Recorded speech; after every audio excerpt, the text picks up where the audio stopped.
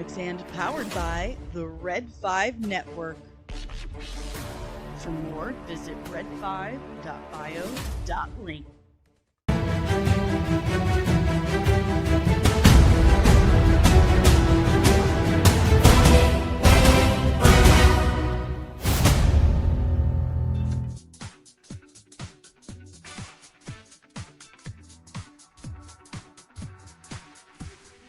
Did anyone else hear that?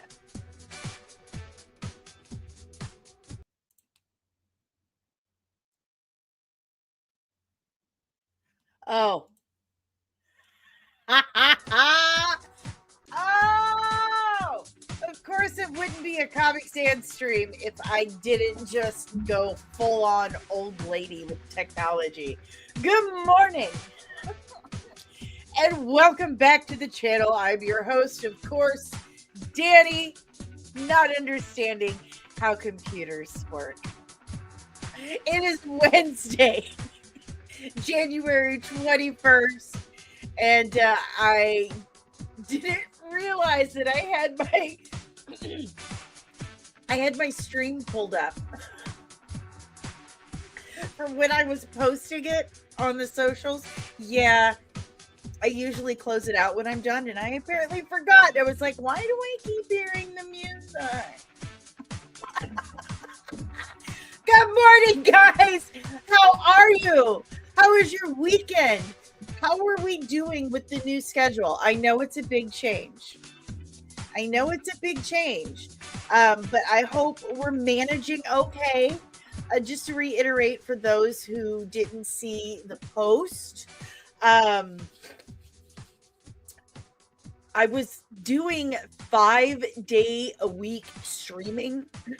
Pardon me. 5-day-a-week streaming for over a year. And I've been running the channel by myself for over 5 years now. Well, 7, if we're including before I started officially, really uploading. But over a year, 5 days a week.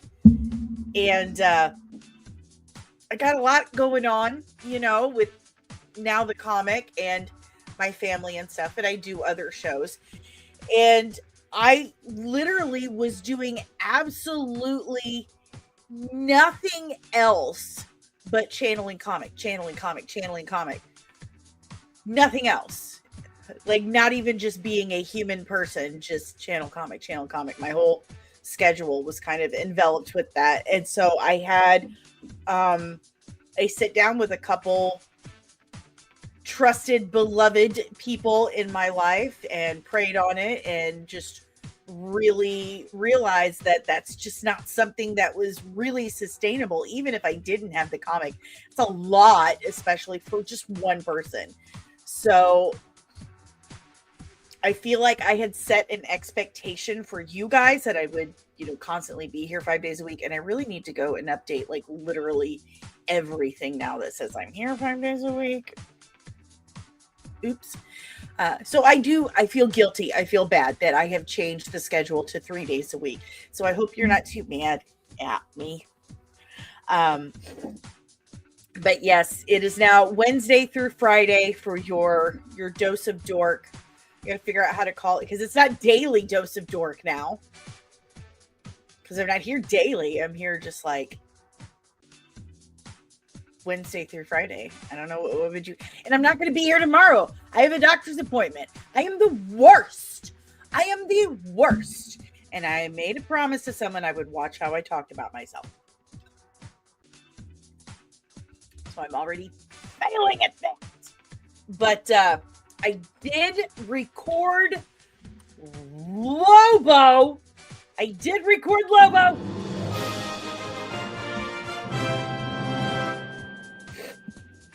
Good news there. I've recorded Lobo, and that is going to come out sometime in the near future.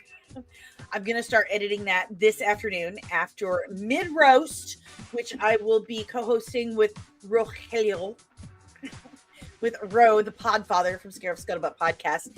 He will be playing the role as the other Mexican on the show today since Polly's not going to be able to make it. So after that, I'm going to start editing Lobo. And that will be coming out soon. Of course, members of the channel will get to see that up to a week before anyone else does. That's just one of your many perks that members of the channel get. So I have that going on. Miss Carol Brown and I have huge, exciting stuff going on. We're going to be posting some polls up on the channel, on all of the socials. Should we just go ahead and tell them what's going on, so they know what to expect, what poll to be looking forward to? I mean, there's a poll up on the channel now that you guys can take part in. It's super fun and stuff. But Caro is now a producer on the show. She is helping out a whole lot. So she's not only but she's my editor for the comic, and my bestie and twin, but she's now a producer for the show and manager for the channel. But okay, she's given the go ahead. Caro and I are going to start a weekly show on Thursdays here on the channel, same time as I'm always here, but on Thursdays starting next month, we are going to be co-hosting a show together. I'm so excited. So we need your help in naming it, and we have some options. And after the stream today, I will be putting up those options, and you guys are going to help us name it. Is that not exciting? Is that not exciting? Speaking of exciting, look at this. Look at this. Look at this there, specifically that. Do you see this? Let me. Okay. Don't look at my butt.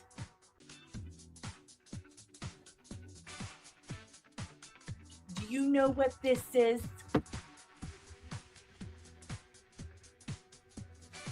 So, the other day, and the patrons know what this is. Okay.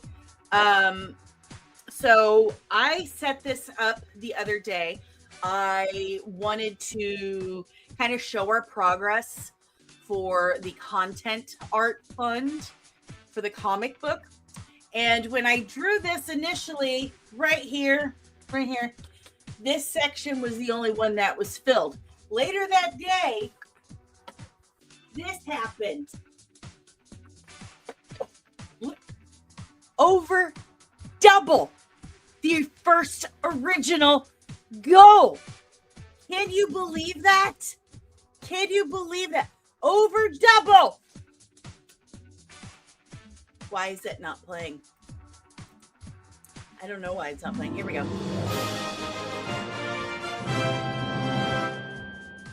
So, as of, hold on. Gotta go full Midwestern mom here. So, in about a week or so, the incredible, awesome, luxurious, I don't know if he's luxurious. God definitely did will it. Like, that's a crazy story. Evan Scale will start on the concept art for Veiled Legacy, Midwest Gothic. We're so excited. And I have a goal for this week. 5 new, that was 10. Okay, that was 10.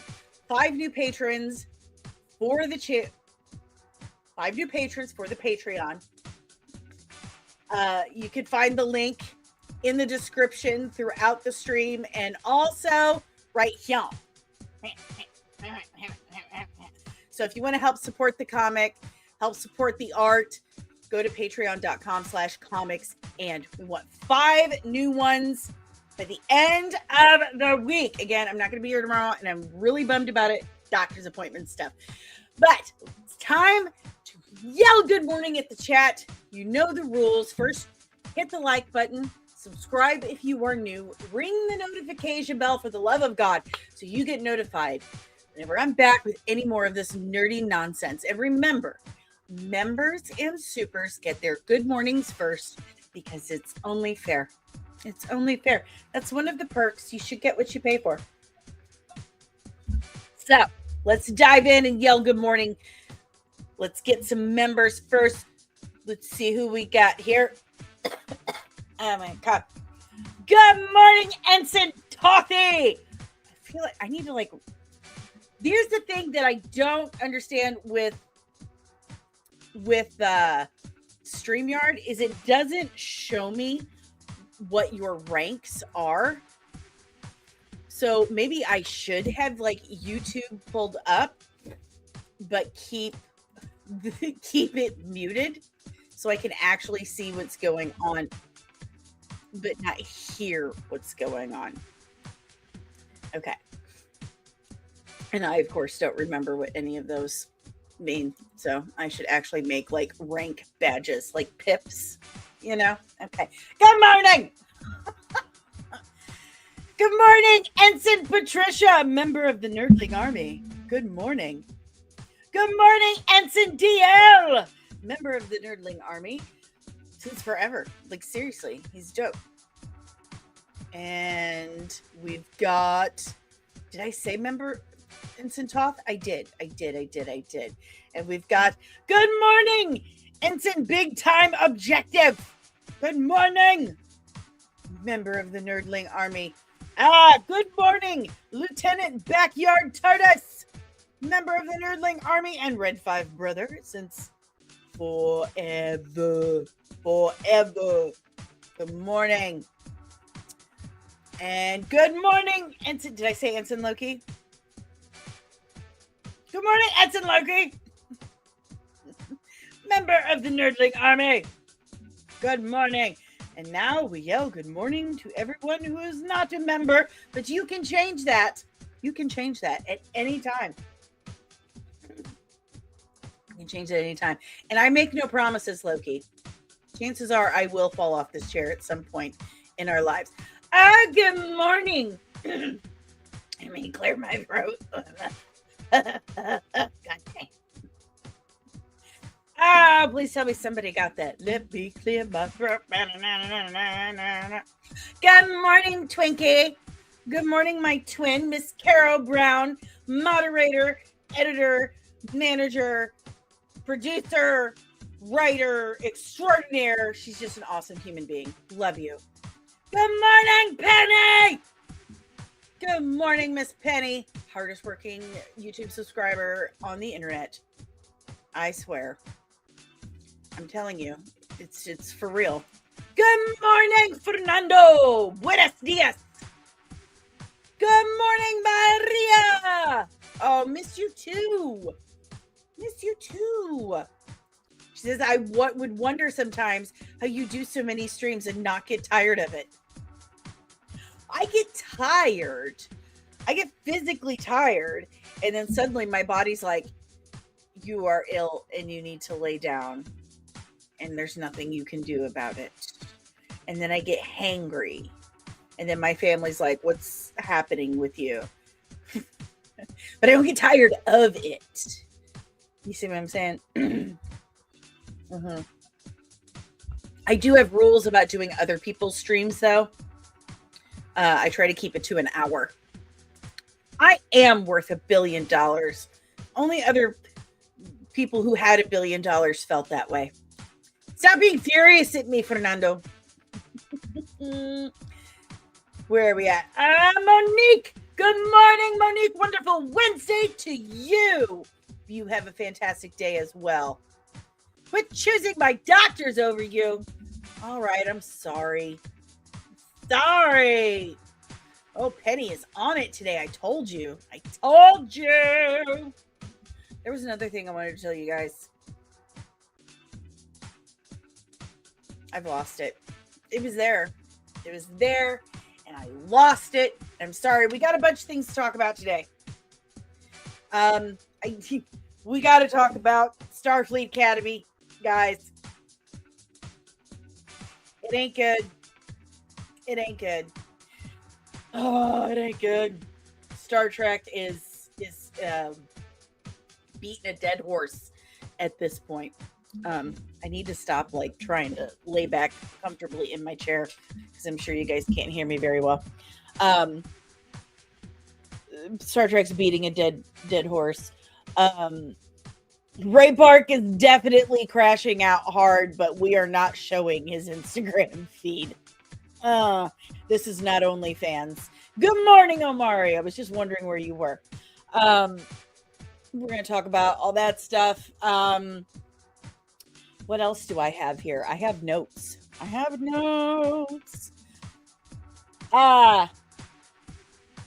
Netflix talking about Warner Brothers time in theaters. I watched the first episode of Night of the Seven Kingdoms. I want to talk about that. James Gunn has put up the screenplay for Superman and rumors about who is going to write The Brave and the Bold.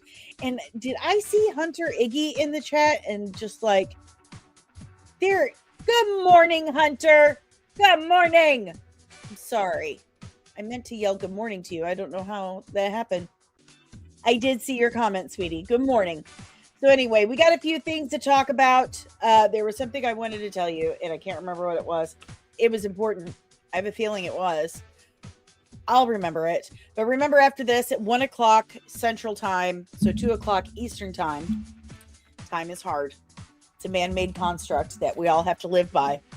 I need you to follow me over to the Latino Slant because I'm in charge today. And it's going to be a challenge. But remember, hit the like button, subscribe if you're new, and we need 5 new patrons by the end of the week. All right, guys, let's turn the music down. It just shuts off. It's supposed to fade out. And, Ben Franklin said, definition of insanity, just keep doing it and expecting different results. And I guess I'm insane. Fernando, who has fallen more, Star Wars or Star Trek? After watching Section 31 and Starfleet Academy, I'm going to say Star Trek. Facts. All right. Oh my, hold on. It's like a hair or something. Okay. Let's go. All right. Let me put up our first one here. So we've got this rumor right here. And yes, I have visual references. It is, okay. There. Isn't that nice? Look what I do for you guys. So, according to Jeff, sorry, it's so hard to say his name. He's such a turd. Listen, if you haven't figured out by now that Jeff Snyder just kind of makes shit up for funsies. Oh, my coffee is so cold at this point.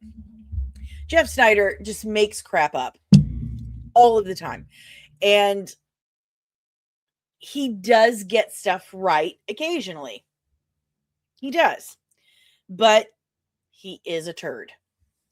He is who he is. Okay? I am never going to like this man. He's awful. And he has straight up ruined people's lives just to get attention. That's who he is. So, according to him, Christina Hodson, who wrote The Flash, Birds of Prey, Bumblebee, and what they've left out here, the Batgirl movie that Warner Brothers said, guys, this is so bad, we can't make any money off of it. So we're going to scrap it, shelve it, write it off for taxes. It can never see the light of day.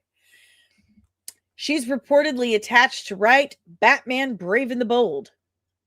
Andy Muschietti remains attached to direct the Batman DCU film. Does this sound like a good call to you? Or does this sound like another case of cherchez la femme?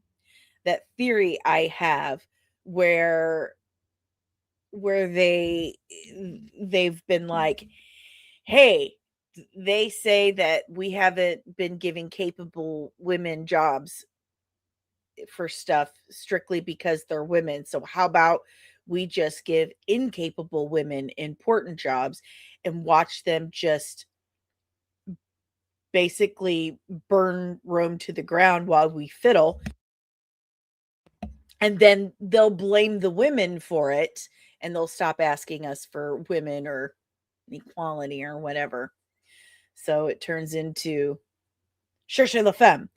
And for those who don't know, cherchez la femme is a French saying for whenever something goes wrong, you look for the woman. They blame women. So I'm calling it the cherchez la femme tactic. They take a woman who is not right for the job, put her in charge of something that people really want, something that's important, just to purposely tank it. So do you think this is cherchez la femme? Do you think that she's actually right for the job or something else? Let's hear what you guys think. Let me check in with the chat. Monique says the Jeff guy must be horrific because so many streamers I like say he is awful. He is a suspect human being. Tarot, this brave news makes me sad. Indeed. Lieutenant Backyard TARDIS, it sounds like Netflix first DC write-off. Loki, Ensign Loki says, possible good news. After the sale, it might not happen. Omari, how could you not like this news? James Gunn himself said Christina Hodson's script for The Flash was magnificent. He said it was the greatest superhero movie ever made. And so did Stephen King. Maria, Jeff Snyder is the devil I have heard from folks. He is a terrible, terrible human being. Yeah, let's not forget that James Gunn said that that movie was like, this is the greatest superhero movie ever made. But also remember, he had just taken over the studio as its creative head. He really had nothing to do with the production of it, but he did have to sell that crusty turd. It was his job to try and sell it. However, he is the man who made Peacemaker season 2. So there is that. Maria, why is the Netflix deal such a mess? Oh, there's the $1 million question. Because Ted Sarandos, one of the CEOs of Netflix, doesn't like movie theaters. He thinks they're pointless. He thinks they're obsolete. And he doesn't want to share any profits with the actual theaters, period.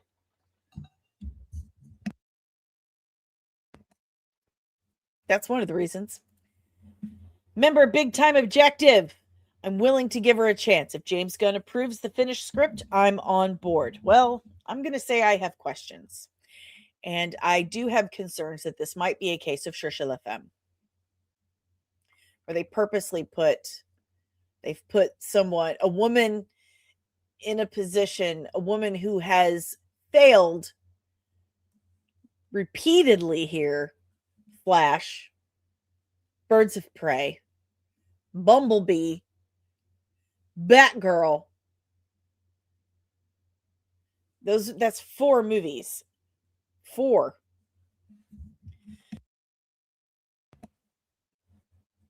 Monique, how could you sell The Flash?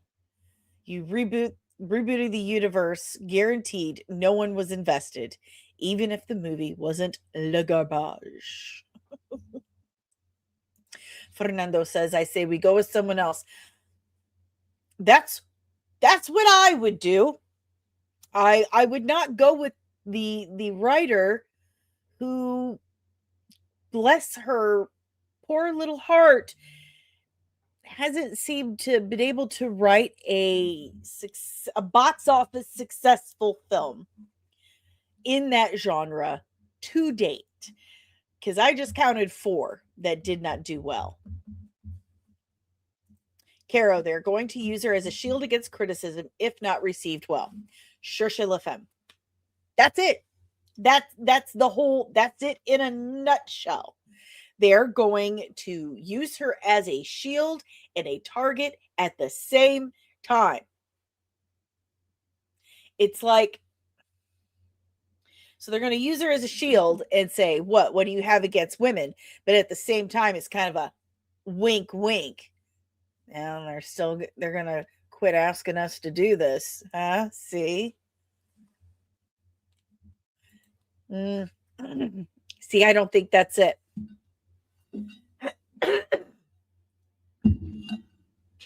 Can you tell Dani didn't take her Flonase this morning? I don't think that's it.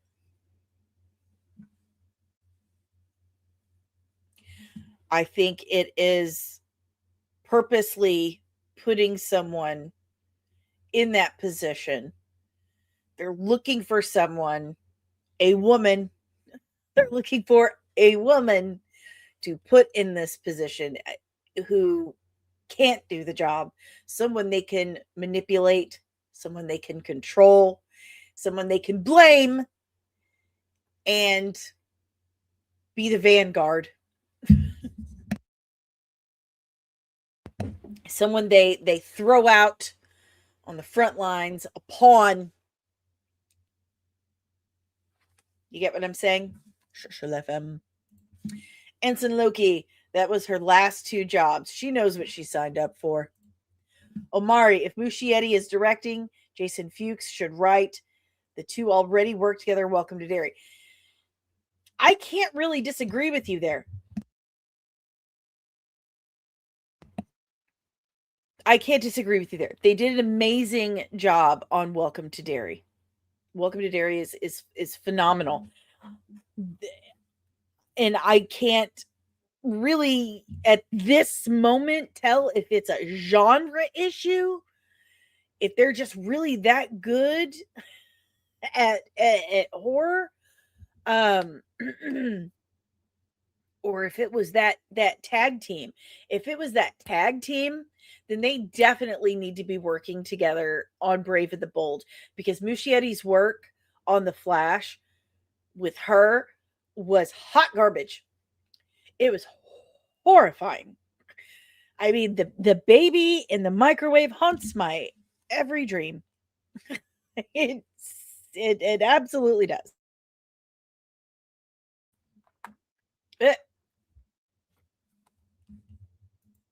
Oops. Fingernails.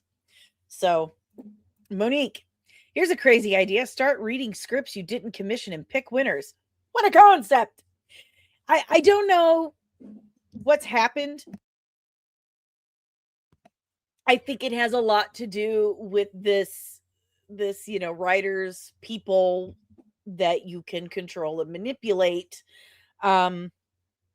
Because Hollywood has stopped doing that.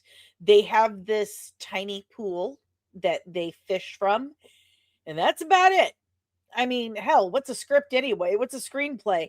They start filming and working on stuff without those things. I mean, we've been talking for weeks about how Stranger Things didn't have a finale script.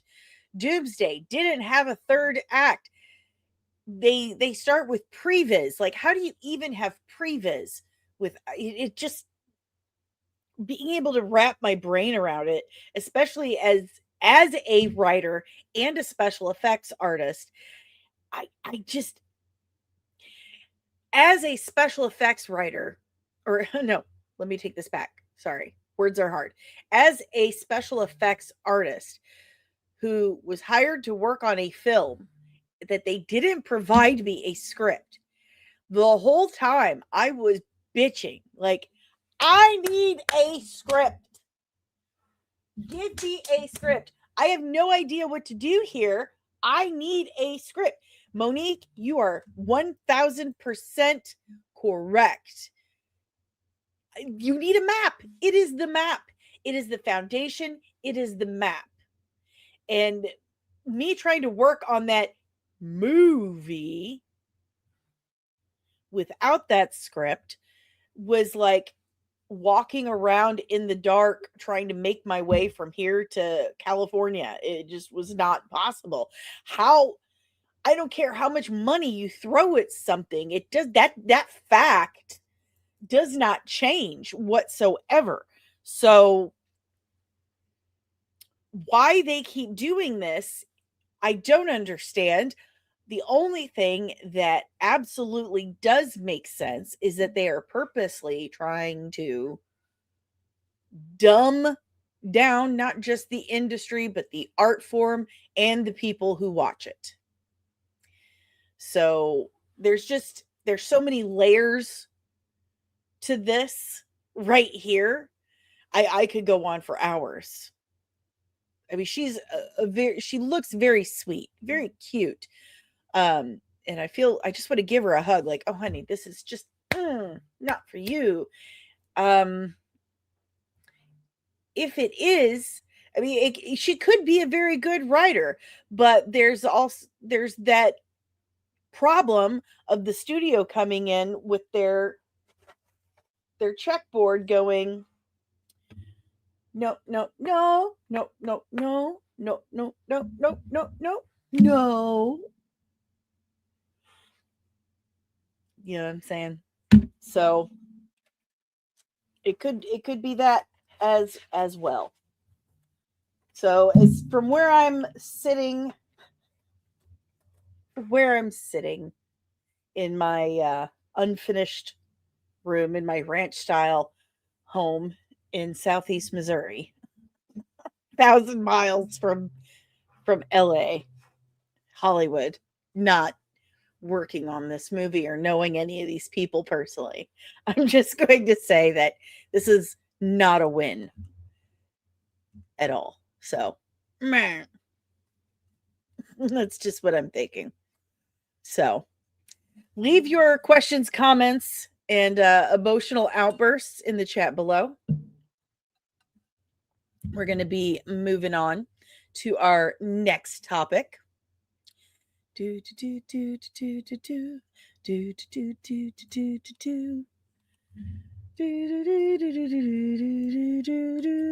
real quick. I'm going to take this down. That's so weird. This is the only kind of marketing they are doing for Wonderman. That, and I'm still getting text messages from Trevor Slattery. He leaves these little voice messages.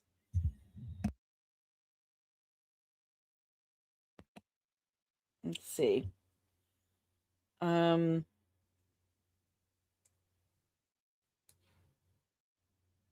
Let's play it. Oh, is it playing on my Bluetooth headphones? Hold on. That's rude. Let me turn that off. Okay. Here you go. When you enter the audition room, remember, you're not there to get the role. You're there to gift them your presence, eye contact, charisma, and ideally a faint scent of sandalwood. Then leave them before they say thank you. It leaves them wanting more. So this is the marketing. These text messages. I mean, I've got a picture of Trevor Slattery taking Simon Williams' headshot and another bit of audio. One of my favorite techniques to let go is box breathing. In for 5.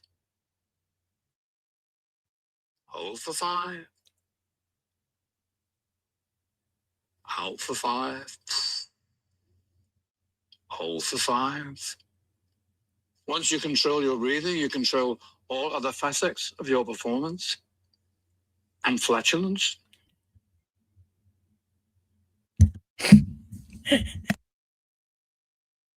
And flatulence. I could listen to the Trevor Slattery stuff constantly. Like that's amazing. It's fantastic. Love it. But for what's supposed to be a Marvel Disney Plus series, that's supposed to be a big deal, right? That's all the marketing they're doing. That's it. That's all the marketing they're doing. And these. So here are the episodes. It's getting warm in here. If you can hear my fan, let me know. So we have Matinee, Self-Tape, Pacoima, Doorman, Found Footage, Callback, Kathy Friedman, and Yucca Valley. So we have 8 episodes. And I think they're only about like 30 minutes long. And they come out in 6 days. Someone shut up and take my money. Dude. Come on. Have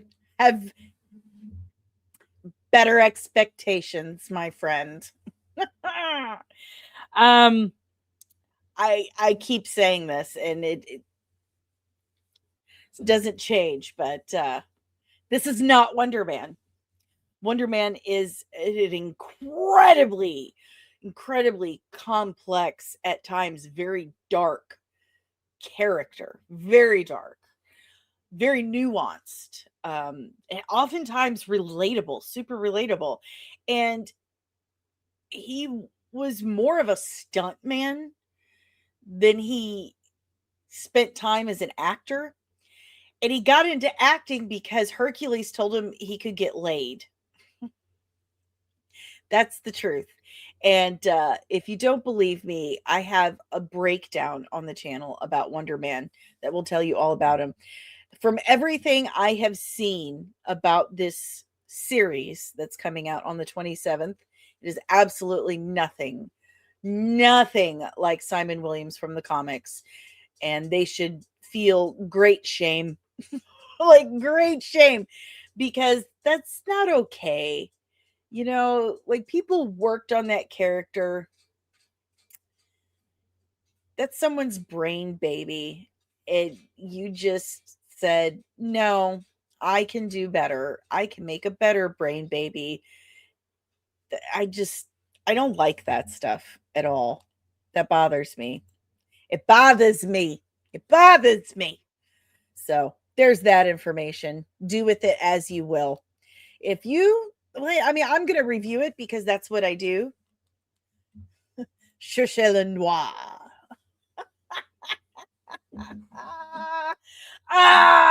That's a good one.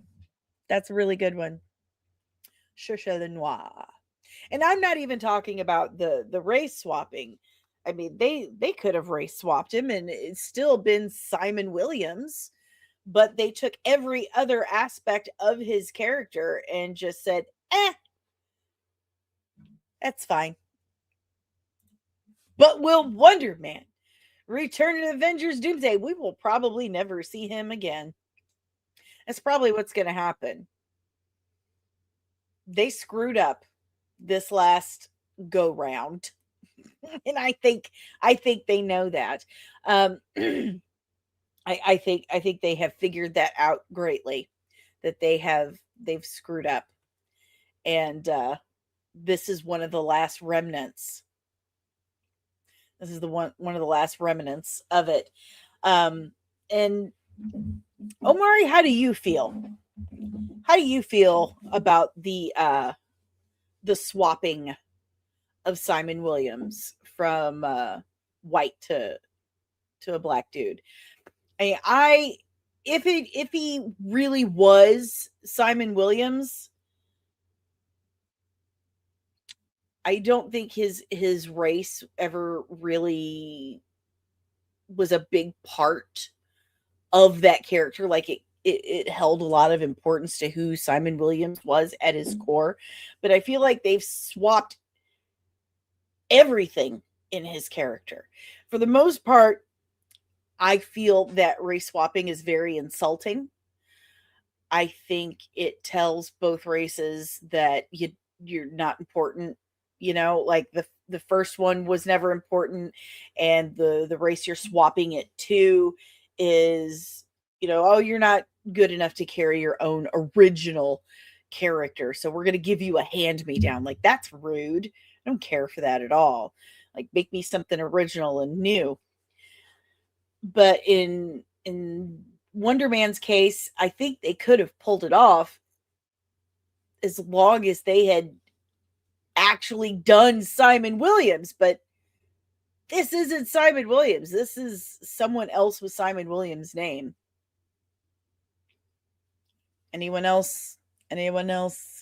Bueller? Fernando! Race and gender swapping is very annoying. I agree with you. I really dislike that a lot. There's only one case where I thought, wow, this actually really works. And it was in Moon Knight, when they made the Scarlet Scarab a woman. And it's because the Scarlet Scarab in the comics, I think he had like 1 or 2 issues and nobody knew who he was. It was a failed comic character. And he was honestly pretty boring. And I think the way they did her in the series, where they swapped her to a woman and changed her story, actually increased value, added value to the character. It fit better with Moon Knight and added value. It actually worked. So that's like one situation where they actually put thought into it. It's like, this actually pulled off rather nicely. So if you like take a character that kind of failed and, whatever, that's one thing. But legacy characters, Omari, at least when Superman and Man of Steel made Perry White a black man, he still felt like Perry White. That's what I'm talking about. Fernando, studios hate being loyal to the source material. It makes no sense why. Well, if you watch my interview with Bo DeMaio, he tells me that the studios told him, Disney told him that to make brand new stories for the X-Men, because people were tired of X-Men stories. They were tired of it. They didn't want to see X-Men stories. They wanted to hear our takes on X-Men, our takes on the X-Men. They want to hear our new stories. And Bo was like, you could not be more wrong. You could not be more wrong. You are so dumb. Like, he really stood up for the audience in that. And good for him. But that's how the studios think. They think that that's what we want. And it's just not even true. But I have to watch Wonderman because I'm a reviewer. Do you plan on watching Wonderman? Do you have any questions, comments, emotional outbursts? Leave it in the chat below. We're going to move on. Move on. So, James Gunn has uploaded the script for Superman, a screenplay, online. I'm going to post the link here in the chat. And he's done this, made it public to be eligible for awards season. So there you go. There is the link. There you have it. I'll check it out. When I have time, probably while I'm on the toilet. See what I did there? Who's got it? Anyone got the emoji? Oh, wait, I do.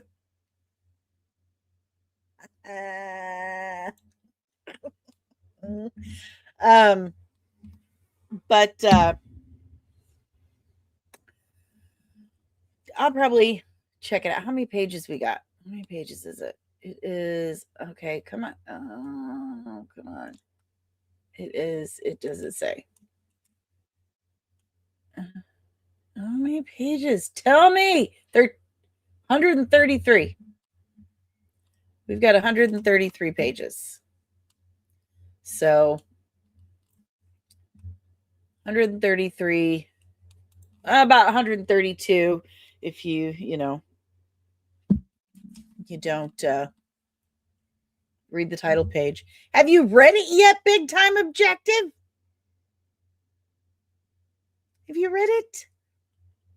I could do a live dramatic reading. I might do that. That sounds like a fun time. But 132 pages? Maybe. I'll think about it.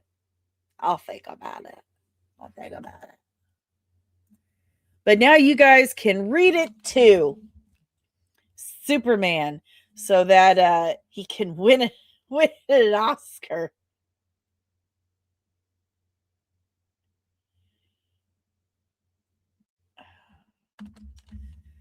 Oh no. Sorry, guys. My co-host with the mo-host has dipped out of the mid-row host. And I'm so very sorry. I got to send this to Polly, and this sucks that it's happening, but that's live internets for you. I don't really have my mid-roast co-host now. I'm going to send this to him. Let me say, I'm live, but just got this. So he understands what's happening today. Oh, no. Well. Do the reading. Oh! What should our super chat goal be? Oh, I tell you, there we go. Let's do it live. Okay, so Caro and I will do a dramatic reading of the Superman screenplay after we reach what super chat goal? What's our super chat goal? Pick a goal for me, since you know I suck at this. I need to like actually have like music like that.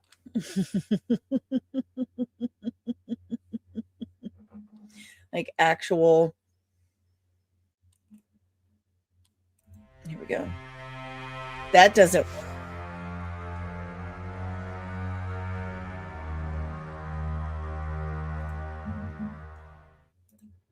Okay, so if we hit a $25 super chat, we'll do a dramatic reading of one page of the screenplay. Omari, get the out of here. We gotta pay for coffee. We gotta pay for bills. We gotta pay for this stuff and legit our time. So $25 super chat. We will read a page of the screenplay dramatically live just for you. So get your wallets out, hit the super chat button. You can do it. $ down below. Could we wiggle my finger? If you want to see us do a dramatic reading, I tell you what, 2 pages. 2 pages. 2 pages of the Superman screenplay, a dramatic reading by Caro and Dani, live. Loki, I will give you money to never read it. Put your money where your mouth is, sir. Put your money where your mouth is. How much are you willing to pay for that? How much are you willing to pay for that? All right, nerds. So let's see what'll happen. Will we get paid to do the dramatic reading, or will Loki pay us to not? You know what? Either way, I love all of you. I do. So let's just have a fight. You can super chat, and in your super chat, you can say to read it or to not read it. And whoever does the most wins.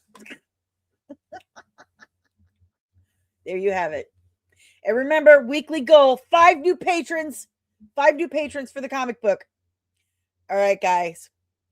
So let's talk about Game of Thrones. It's new series, Night of the Seven Kingdoms. Why does that keep going away? Why? Don't want a timer. That's so freaking weird. Okay. Put your poll up, girl. Put your poll up. Put it up. Put it up. Go put it up on mine too. Go put it up on mine. If I'm live or something. Anyway, so how many of you watched A Night of the Seven Kingdoms? Because I did. And I really liked it. My biggest complaint, why is it doing that? It keeps doing that. No timer. Stop doing that. Oh my gosh. Okay, so StreamYard, stop changing things. Oh my gosh.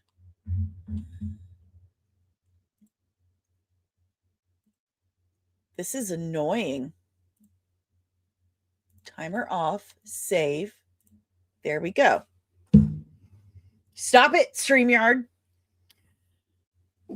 I really liked it. My biggest complaint, it was only 30 minutes.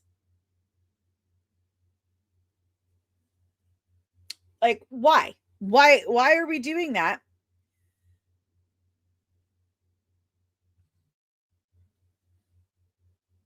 This waiting 2, 3, 4 years for 6 episodes that are only 30 minutes long, that's torture. Why are you being so mean? So mean to your audience. Like, my sister and I went to Panera the other day. Okay. And we ordered food. They don't give us the thing because we don't ever go out to eat. Okay. They don't give us the little thing and they ask for our names. They don't call our names. They leave us sitting there for like a half an hour. And when we go up there, like, where's our food? They're like, oh, your names aren't up here. And it was this huge argument, like semantics, like, well, your name wasn't on the board. I meant your name wasn't on the board. And we called your name. No, you didn't. We were sitting here. My point is, they were mean the whole time. They were mean about it. We're there giving them money, like, because of us being there, giving them money. They have a job. You know, if there weren't people like us showing up, wanting food, paying them, they wouldn't have a job. And they were so rude and just argumentative. They were all young kids. My point is, why are you torturing your audience like that? We're the ones paying you. You wouldn't have a job if you didn't have an audience. So why are we being so mean? But I love the casting. And I love that it is so very different from Game of Thrones. And one of the big ways that they demonstrated this is totally different from Game of Thrones is when Dunk is standing there and he's like, I could go to the tourney. I could enter the tournament. And then the Game of Thrones music starts to swell. And then all of a sudden you see him squatting behind a tree, not concealed whatsoever. And poo-poos goes shooting out of his bunghole. I mean, really quite a force. It went like,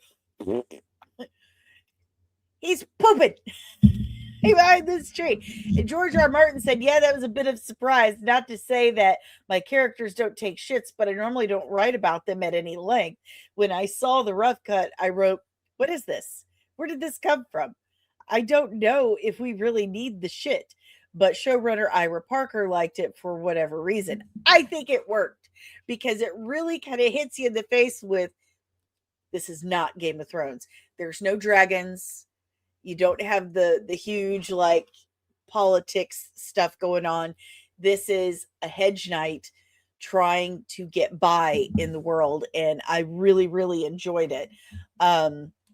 Let's see what you guys have to say. I have to do my own polls. Fine, I'll do it. Okay, I'll do it. It's being a pain in the butt because you told us how to look at your butt. DL. Ensign DL. It's hardly worth tuning on HBO for 30-minute show. I know.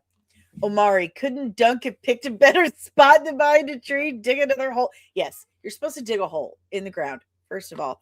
And he picked like this tree. This one tree. There's no other cover anywhere. Like this one tree, and his knees and face are like right here, and his butt sticking out over here, and the poo is just going woo, woo. Oh my god. DL, it's hardly worth turning on. Okay, you already showed me that. I'm sorry. Never mind. Poll is now since X escape. Hey, $10 super chat. I didn't pay to watch Superman, so here's this. Play whatever clip. Thank you for the $10 super chat, Loki. Oh, I appreciate you so much. Let's see. What are we going with? What are we going with today? Let's see. I'm Major Robert Thornburg. And you are?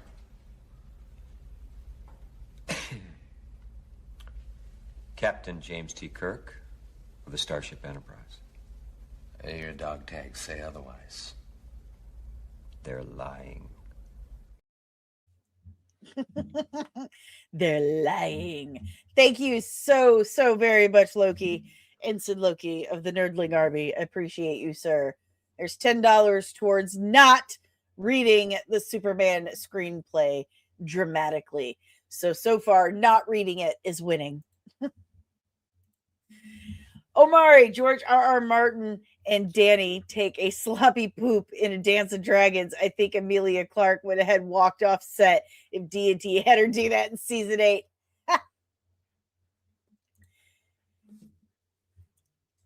Caro, $15 more and we have to do the reading. Oh, you're gonna piss Loki off. So I really liked it. I thought the writing was tight. I really loved Lionel Baratheon. Lionel is, of course, the ancestor to Robert, Renly, and Stannis. He was fun. He was definitely a Baratheon all over the place. I love seeing how Duncan is trying to get into this tournament, get in with these people, and make his way in the world. I love the little nods to Egg, to where he's really from, and like saying "my lord," and mentioning his brother is at the Citadel. But it's only been the one episode. I'm looking forward to more. You guys know I'm a huge Game of Thrones fan, except for, after season 8, episode 3. After that, nothing happened. There was nothing after that. Nothing. I love the books.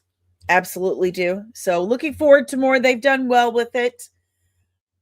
I'm really looking forward to seeing those transitions in the joust. Those look really, really good. Where they go through the visor, the night vision. Oh, I can't wait to see that. But very cool. Really enjoyed it. If you love Game of Thrones and you liked the like the Hound and Arya type stuff, and Gendry and Brienne of Tarth, this is for you. By the way, Duncan the Tall is an ancestor of Brienne of Tarth. Just ignore the bots online, and you know who I'm talking about. The ones who say, "Oh my God, not Duncan being Brienne's ancestor, giving her those brilliant blue eyes. I'm crying." Anyone who says like, "I'm crying," or "I'm screaming," or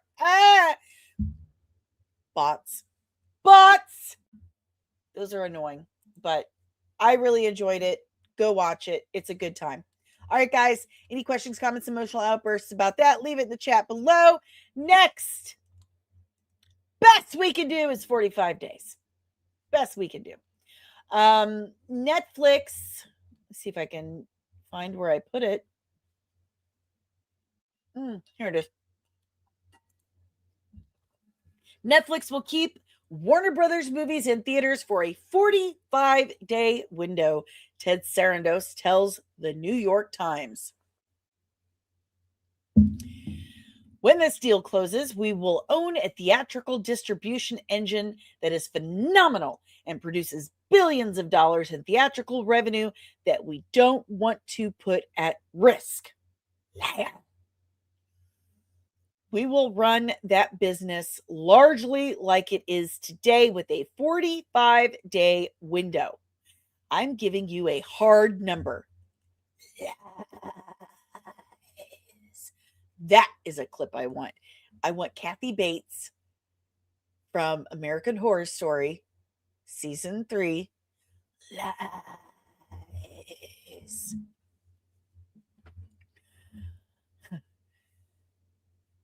We will run that business like it's largely done today with 45. I'm giving you a hard number.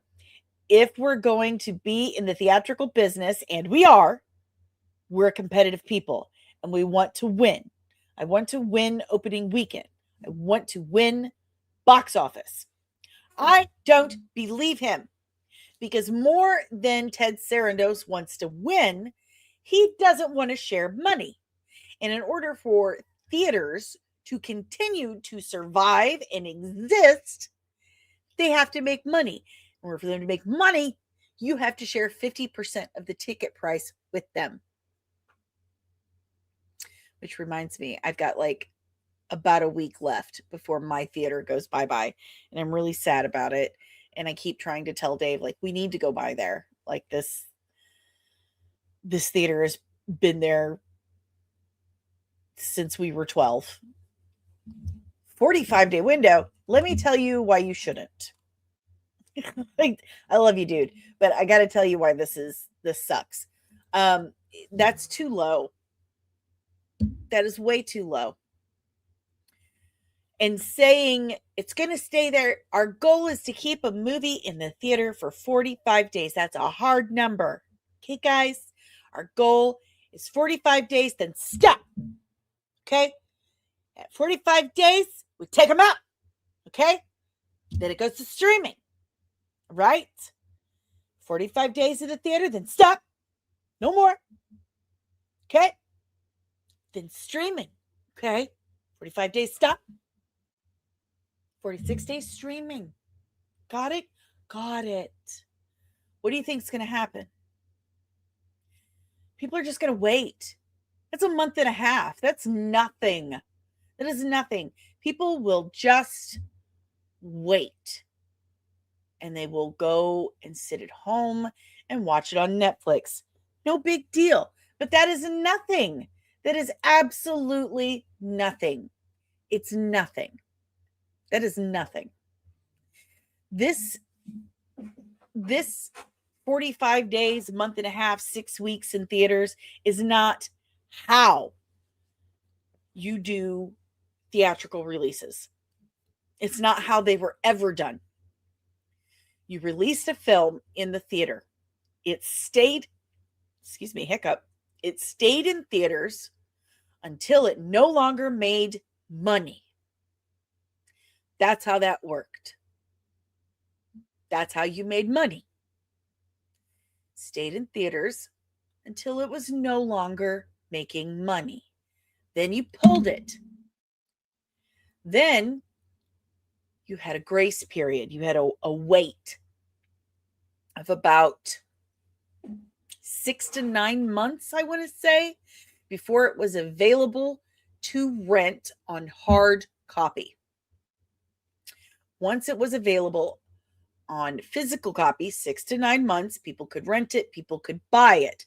Then about 3 to 6 months after that, you would start seeing it on major cable outlets for, like weekend premieres and stuff. People were so concerned, so worried that they wouldn't get a chance to see the film for a year, they would go and rush out and see this movie. And it stayed in theaters long enough to give them the opportunity to do that. By the way, good morning, Dom. Good morning. But with this stupid 35 to 45 days in theaters and then take it out and put it on digital, they've killed theaters. And not just theaters, they've killed a human shared experience. We are forgetting how to interact with one another. We're forgetting how to be polite, how to behave in public, in groups of people.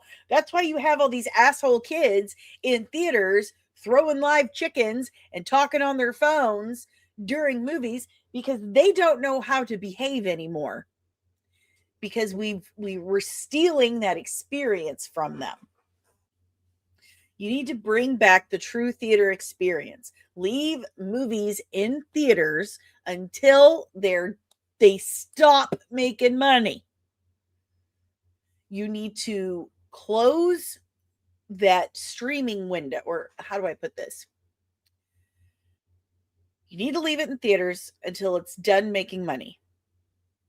Then you need to give it that grace period where there is no way to watch it. It's not in theaters and it's not available on digital or physical release yet. Release it on physical copy. Okay? Then, once it's available on physical copy, a couple months later, then release it on digital, or release it at the same time as digital and hard copy, whatever. But you need to give the audience a sense of fear of missing out. That's what you need to do. Very true. We're starting to treat people like one-dimensional people, one-dimensional characters, not even people, but one-dimensional characters, numbers and words on a screen. Because we're not going out in public anymore. But if you start creating these experiences again, forcing them to have these shared experiences like movie theaters, that will change. I promise you. If you stop it with this 45-day number bullshit, it needs to be 45-day minimum. Minimum. It needs to stay in theaters. Stay until it stops making money. Once it stops making money, that's it. No digital, nothing for at least 6 months. Then you have a physical digital release. Give people a fear of missing the moment, missing the experience. You will see an increase in people going back to the theater. And if you see an increase of people going back to the theater, the cost of going to the theater will go down. The concession prices will go back down.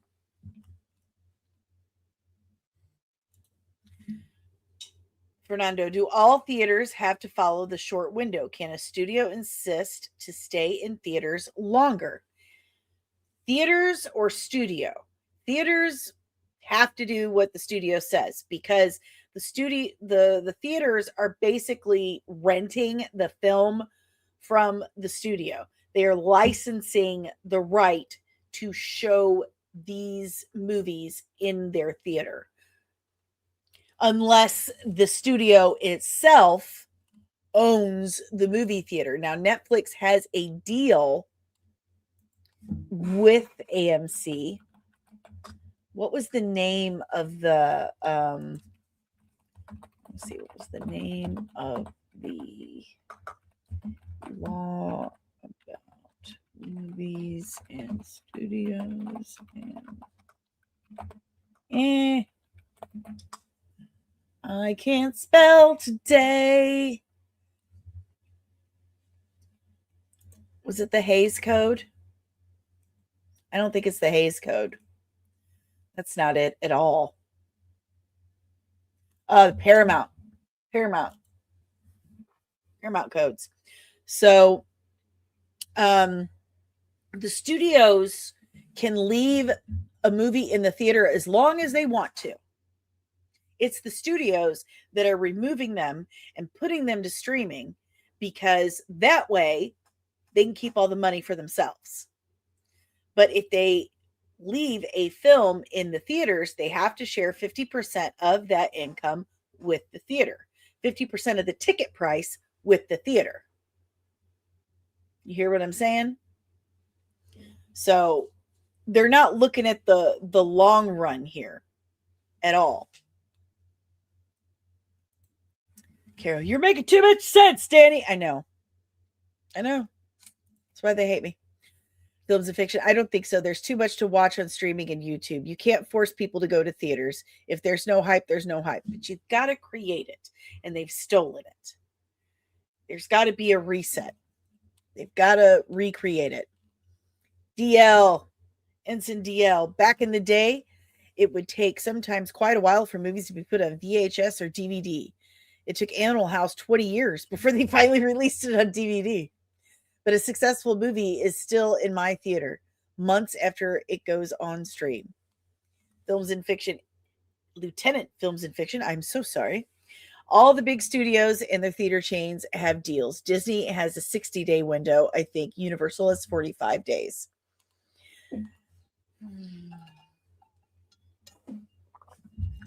In 1997 to 98, Titanic was in theaters 13 months because it kept making money.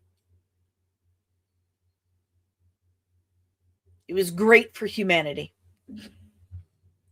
And here we are. It's just bad juju altogether. All right, guys. If you have any questions, comments, emotional outbursts about that, please leave it in the chat below.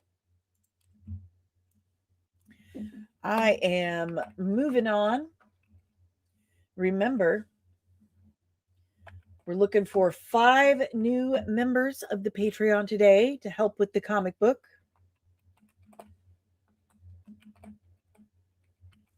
I'm trying to type and think at the same time. Doesn't often work. Doesn't often work. All right, guys.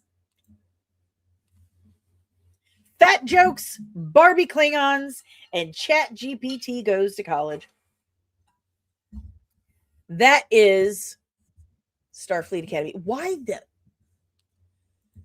So apparently, StreamYard has automatically done a thing where it only puts your banner up for 10 seconds. And then it takes it down. Unless you go back in and redo the whole thing. So there we go. Here we go. Okay. So I watched Starfleet Academy.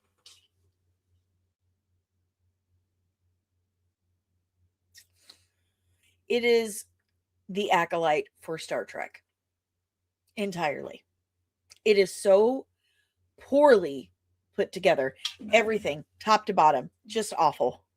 It's lazy, cowardly, shameful. I don't understand what they were thinking when they made this. Everything about it just seems lazy and disrespectful. From the Beta Z delegation, not being colorful at all. They're all wearing these. They're either wearing all white or all maroon, like these really muted colors.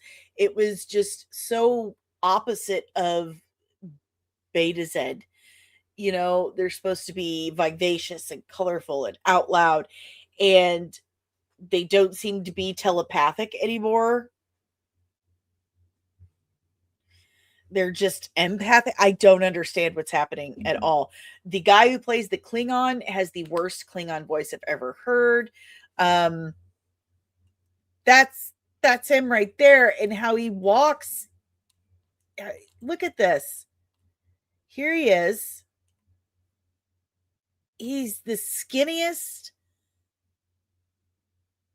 It is so much worse than Section 31. I never thought I would ever say that. It is so much worse than Section 31. This is the most disrespectful Star Trek I have ever seen in my entire life. Why does it keep taking my banner down? Stop taking my banner down. For real. Like, that's really annoying, StreamYard. This is so awful. Oh my. I do not want a timer on it. Timer off. Timer off. Save. It doesn't let you take it off. How is this? I don't get it. I don't get it. I can't fix it. I have fixed it, and it okay. I guess I'm going to be calling StreamYard. So yeah, Worf would absolutely beat the shit out of this twink, and I maintain that Kahless is going to actually return and burn Kronos to ash. A skirt wearing bird watching Klingon. It's the words escape me. Escape me.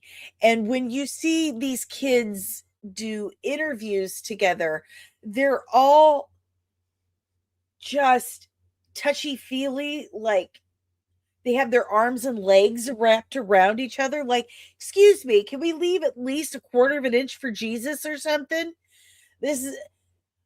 Be professional. Scooch over. Give each other some room.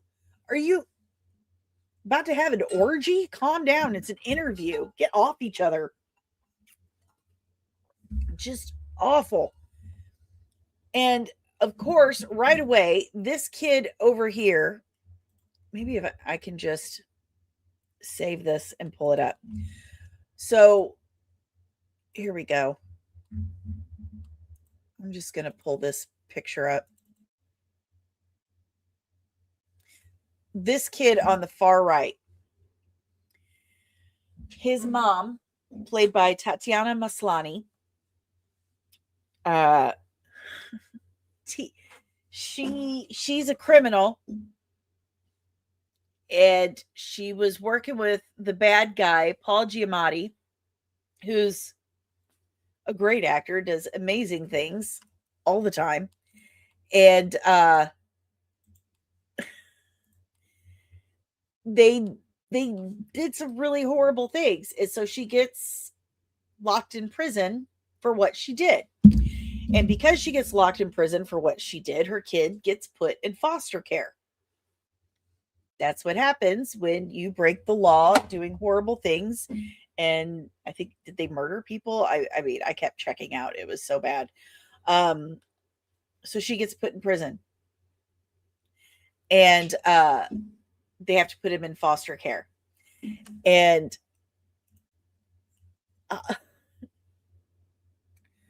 Holly Hunter Let me pull her up. Holly Hunter feels so bad about taking a child away from its mother that it's haunted her for the rest of her life. But she says it really wasn't the mom's fault that Paul Giamatti's character had taken advantage of a single mother trying to feed her child. Okay, sure, but also she made her choices. Like, don't take her struggle from her. Like, don't. She made her choices, and those are the consequences. Okay, you still have to face those consequences. Just because she's a girl doesn't make her any better than anyone else, any less deserving of consequences as anyone else. That's sending the wrong message. But Holly Hunter spends the rest of her life after that, like the next 15 years, just suffering from her own guilt from having put this child in foster care, which has probably put him in a much better situation because they were practically starving to death. Does the Klingon have pride colors on his sleeve? I don't know. I think they're just all the uniform colors. I don't know. But I think he might be a gay Klingon, to be honest. I think that's the direction they're going. So, it's so stressful. I'm having trouble with this because it's so stressful. So Holly Hunter's character leaves Starfleet because it upset her so much. Like, she seriously did her job. She did her job and she did the right thing, but upset her so much that she leaves Starfleet, and they call her back to start the Starfleet Academy. And turns out she's a Lanthian, like Carol Kane. So now we have Lanthians everywhere. Everyone lives forever. And she comes back, and turns out she had a son who died. So now we have a son who doesn't have his mom, and a mom who doesn't have her son. And so here we go, found family. Which, okay, fine, but why are we being so freaking obvious with it? And why does Paul Giamatti's bad guy character have tic-tac-toe carved on the side of his head? Like, why? I haven't had that explained to me yet. I don't understand it. It doesn't give menacing at all. It's just weird to me. And normally, Tig Notaro is the thing that saves the day in anything for me.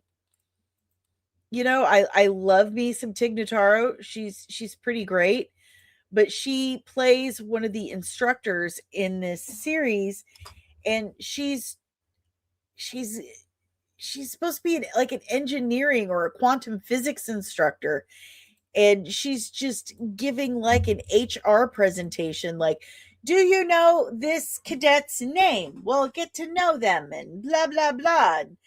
Seriously? By the way, here's the tic-tac-toe on the side of Paul Giamatti's head. I do not understand that whatsoever. Like, why? So then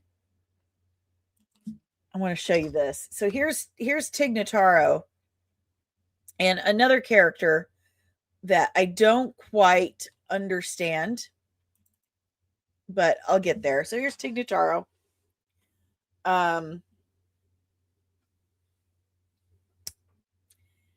Tig Notaro and Holly Hunter's captain's number one, who is, she's half Jem'Hadar. Her father is a Jem'Hadar, and her mother is a Klingon. I see really no Klingon in her whatsoever. But they're going to reveal later in the series that these two are a couple. These two are a couple.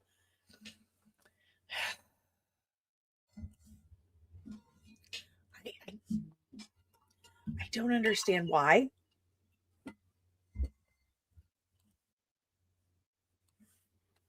I don't feel. Why is it necessary? It's supposed to be about, I don't know. I'm already not feeling like this is actually Starfleet Academy. I'm just not. And now we have to have this really wild interspecies lesbian relationship with a species that shouldn't even exist, because last I heard or was to understand, the Jem'Hadar were sterile because they were a completely genetically engineered species by the Vorta, who were members of the Dominion in the Gamma Quadrant. So I need more backstory on this, like what happened there for that to happen. But they do have like the black and white species, but there were only 2 men left, and now we have a woman. Like, where did that person come from? I don't know. That species is supposed to have died out.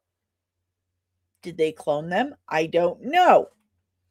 So then we have I'm going to pull this up too. Okay, that's not. There we go.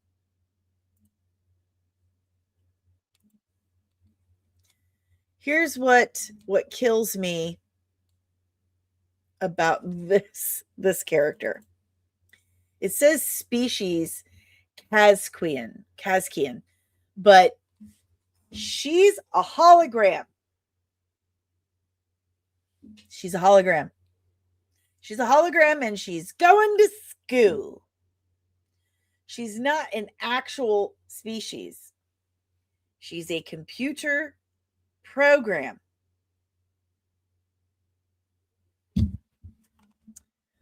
The shapeshifters created the Vorta. The Vorta created the Jem'Hadar. The Vorta created the Jem'Hadar. You can check my work on that one. This young woman is essentially a computer program, and she's going to school. Why would a hologram need to go to school? Why would software need to go to school? I don't know. This character makes 0 sense to me. 0 sense.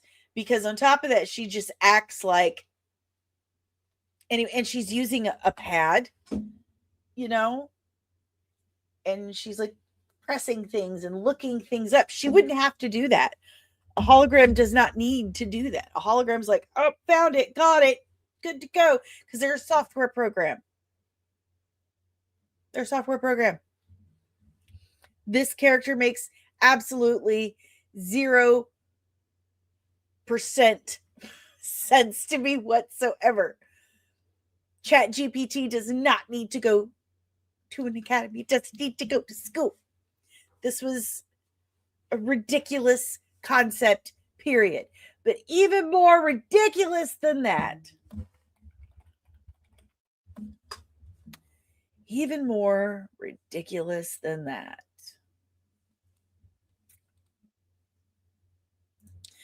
Say, notice how they mocked opera, but in the Next Generation, they have huge respect. They do. And that's something I've talked about a lot, that because of Star Trek, like Next Generation, I learned a lot about classical literature and classical music and opera and art, because Picard and Data, they talked about it so much. They played it, they referenced it, they quoted. I am the very model of a modern Navy general. I know of every animal, mineral, and vegetable. I learned that from Star Trek, and they did mock it. I believe that Robert Picardo signed on to this project because they said, we will let you sing opera. We'll let you sing opera. And he says, okay. I think that's what happened. But one of the things that really got a lot of us I think, was this. Gosh.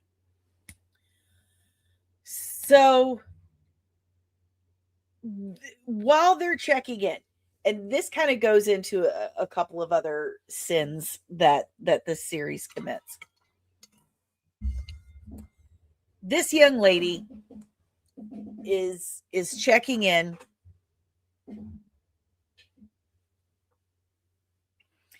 and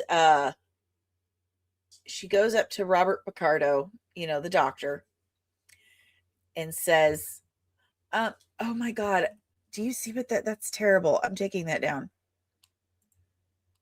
That is, ew, gross. People are so fucking stupid. Why would you make that? That's so disgusting. That is so disgusting. There we go. I'm so sorry about that, guys. People are disgusting. She says to the doctor, I think I swallowed my Comm-Badge. First of all, what? Second of all, how? Second of all, or third, why? There, like, other questions as well. What is wrong with you? Why would you think that? Why would that be a thought? And he says, already? What? These are supposed to be the best of the best and brightest. Yes, Vincent, they're supposed to be the best and brightest. And this happens.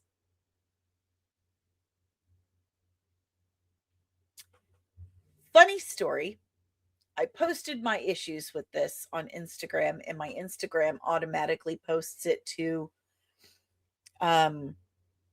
Threads.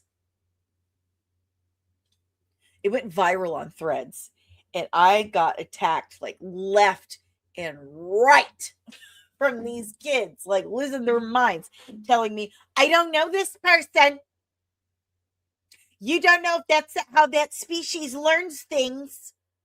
Well, she looks very confused about it. She looks like that should not have happened. She doesn't seem like she meant to do it. And that I was also doing, well, it's been 150 years since they had an academy. Like, so what? They'll just take anyone at this point? Then there was a lot of comparisons to Police Academy. Like, well, Police Academy was an absurd comedy, right? This isn't supposed to be absurdist. It's supposed to be Star Trek.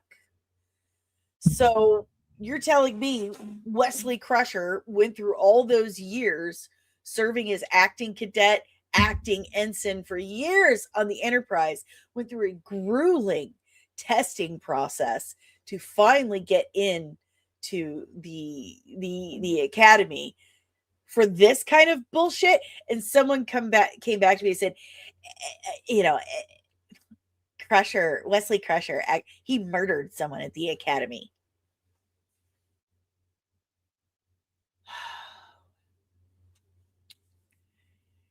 Flying a very dangerous maneuver up in space after he had been admitted to the academy. He didn't swallow his Comm-Badge because he thought, oh, maybe this is food. And don't get me started on the red flyers, okay? That whole episode was about peer pressure, okay? Peer pressure. This is about mocking an institution. This is about them getting away with a fat joke, because look at her, she's fat, and fat people are dumb and they'll eat anything, right? So you're supposed to be the people of tolerance and inclusivity, and you're making a fat joke, but you're so dumb that you're not able to tell that they're making a fucking fat joke right to your face, and you're defending it.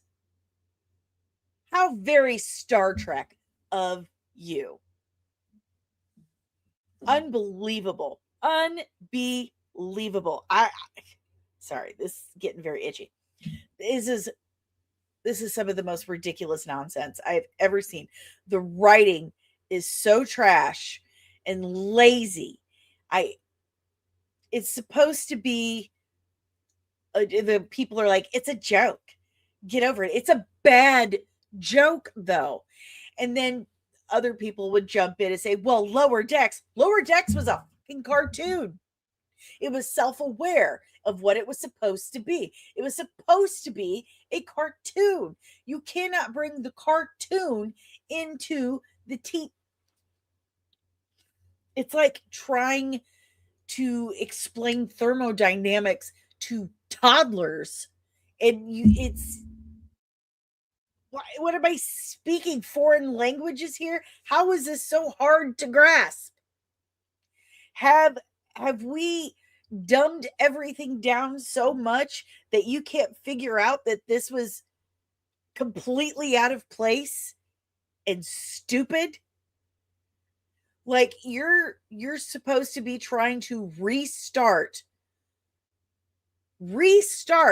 the Academy, where you put out the best and the brightest officers into the galaxy to explore strange new worlds, to seek out new life and new civilizations, to boldly go where no one has gone before. And this is who you have picked. Oh, but we haven't had an academy for 150 years. Since the burn, I don't want to hear that mentioned one more time, because what you're telling me is because there was an incident, we're going to pick stupid people and it's okay.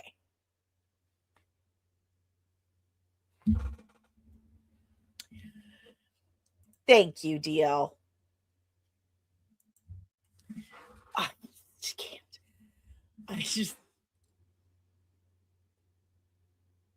I can't. It's so unbelievably dumb. So dumb. So after this, throughout this whole intake situation, they just walk through this archway and their whole appearance changes. Like the whole thing about Star Trek is it's supposed to be based in our physics and theoretical physics. There's supposed to be a scientific consultant on set, on location at all times to say yes or no at all times. They clearly didn't have that going on for them because they're just making magic happen. Ha ha, you're so funny.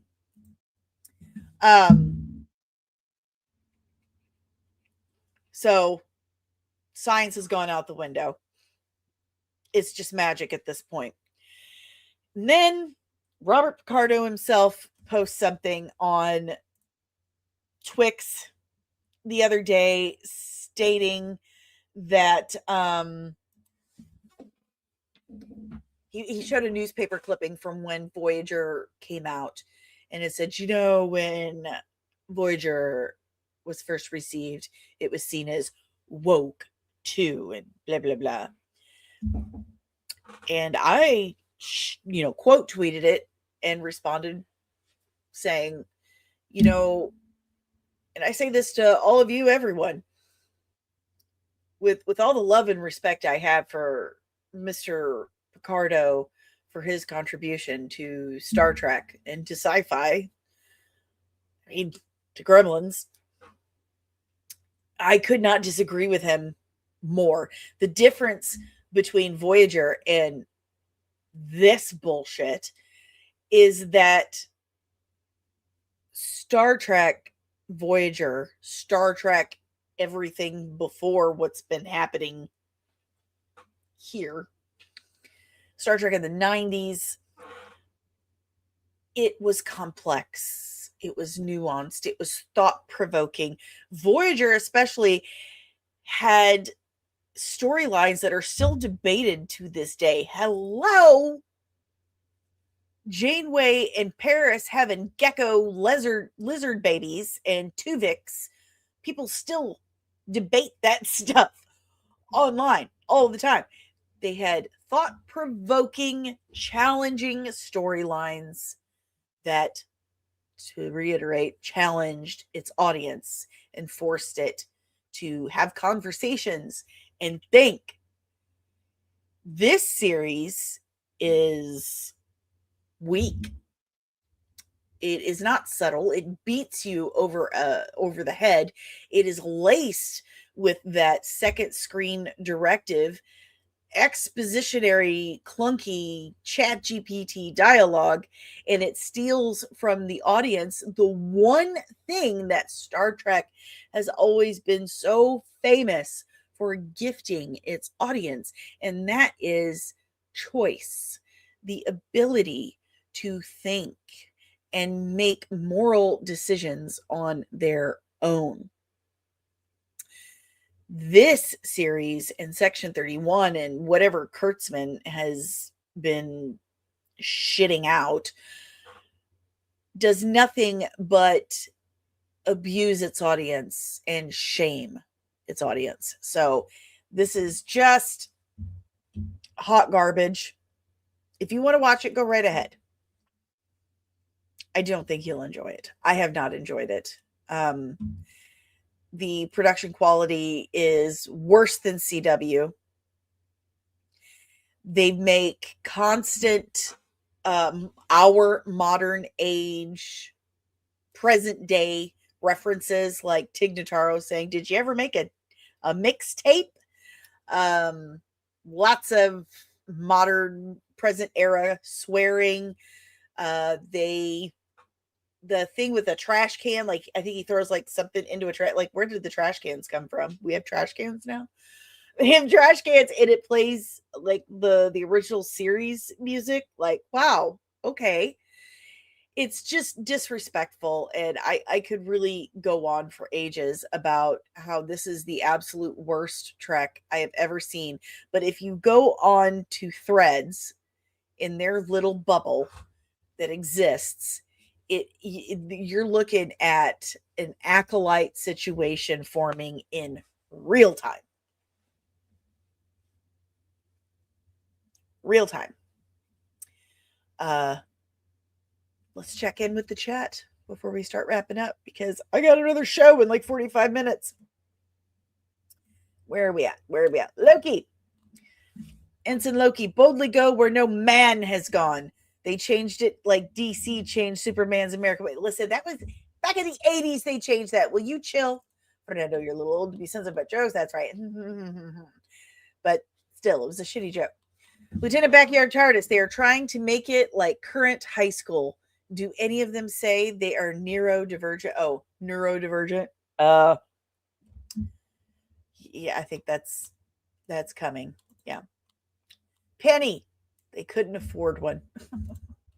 Maria, Star Trek Voyage Home had a lot of comedy. It did. Good comedy. It was one of the first movies I saw in theaters. I think it was like the second one. Lieutenant Backyard TARDIS. The article he posted had a clickbait title, but the article was positive towards the Star Trek Voyager. Full of profanity too? Yes. Lieutenant Backyard TARDIS. This is why actors can understand why they think everyone is toxic, because they don't get why we don't like it. They think we don't like it because of diversity. Hello, contributing editor, Lieutenant Keto Reviews. We're wrapping up. Hey, what's up? And since Subtle Deviancy, basically they made Space DMV television show. Yeah, it's awful. It's really, really awful. It's really bad, and it's worse than Section 31. They have just scuttled, jettisoned the budget for everything. They've had ChatGPT write it, and Kurtzman is directing everything. So it's dead, Jim. It's dead. DL, are you still doing a Discord watch along tomorrow? Yes. Yes, I am. And if you're a member of the channel, that means you get to join us over there on the members only Discord for the Throwback Thursday Theater. Right now on the docket, we have been watching Farscape, but I have opened it up that if there is something you want to watch that you can't afford the streaming service or you don't have the streaming service and you want to watch it, chances are I probably have it somewhere, have access to it. Let me know. We'll watch whatever you want to watch. Lately, it's just been Deranged Lunatic and I. It's just been the two of us in the members only watch parties, but that's fine. We hang out. We have a really good time. But we would love it if more of you joined us. So tomorrow at 6 p.m. Eastern time, join us over on the members only Discord and hang out. Subtle says Roe would write a better show. There's going to be some polls posted over on all the socials. Help you toy boat. I want you guys to help Caro and I name our new show that starts next month every Thursday. Every Thursday. $15 more in the super chats, and I will never do a dramatic live reading of the Superman screenplay with Caro, but $25, and Caro and I will do a dramatic reading of 2 pages of the Superman screenplay. Also, weekly goal, 5 more patrons. We need 5 more patrons for the comic book. Yes, over on the Patreon. If you would like to help support the channel, the best way to do it is just by hitting that like button, subscribing if you are new, and ringing the notification bell so you get notified whenever I'm back with even more of this nerdy nonsense. Remember, sharing is caring. Leaving comments is tops, because we are an engagement-driven algorithm. So make sure that happens. There's also Buy Me a Coffee. You see this little QR code right here. You can scan it. It takes you to buymeacoffee.com, and you can chip in as little or as much as you like. And all the proceeds go to literally helping me keep the lights on here. And some funds will go to help support the comic as well. Or you can dictate, like you can leave a comment and say, put all this towards art for the comic book, or put all this towards paying your software for the channel. So, you whatever, or you can say both, split it, whatever. And there's also Cash App where you can do the same. And of course, help support the channel, become a brotherhood, become a member in the brotherhood. Yeah, words are hard. So go to patreon.com/comics and help support indie comic creators like yours truly. I better be your favorite. There's also the merch store, comicsandcosmetics.etsy.com. All of my merch right there. Hundreds of designs inspired by all of your nerdy favorites. That's right. Designed by yours truly on pretty much any product you could possibly imagine. So comicsandcosmetics.etsy.com. There's also some super fun affiliate links in the description below. And everything I have told you about can be found on the website comics-and.com. Updates about the channel, about me. There are my reviews, my special effects looks, and all my links right there, comics-and.com. This podcast is powered by the Red 5 Network. We are a collective of exclusively nerdy podcasters and content creators here to educate and entertain you. So if you like this podcast, chances are you're going to love more of what the Red 5 Network has to offer you. So check out red5.bio.link today to discover more of your Red 5 family of podcasts. What do we got here? What? For Brad's estrogen therapy, Subtle, you get to pick a clip. Do you want Stargate, Star Trek, Thor, Family Guy, Only Murders in the Building, Princess Bride or me as Conan the Barbarian? What clip would you like to see in exchange for your amazing $10 super chat? Also, do you want your $10 to go for Caro and I doing a dramatic reading of the Superman screenplay or not reading the Superman screenplay? You must say so in the chat. Tell me about your sexual organs.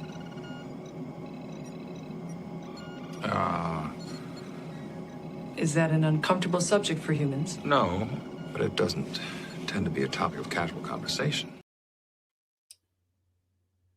Thank you so much for your $10 super chat, Settle. I appreciate that.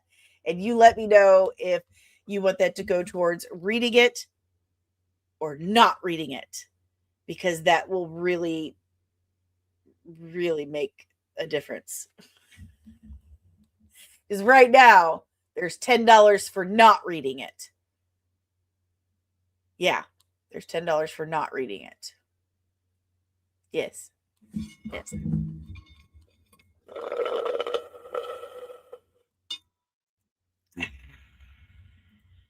Okay, guys, that's all I got for you nerds. I hope you have an amazing and nerding day. I will see you in about 40 minutes. Thank you for another $10. Row Asian History Month. I will let him know. I'll do another one. Let's see. Thank you so much, Subtle. Let's see. What do we got? Let's do...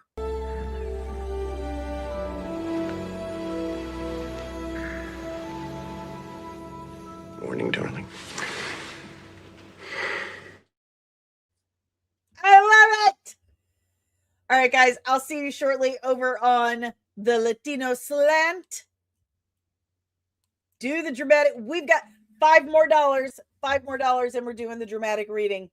$5 more. Oh, Loki. You're SOL, pal. All we need is $5 more. All right, guys. I'm out. I'll see you later. Have a wonderful and nerdy day. I'll see you Friday. Bye-bye.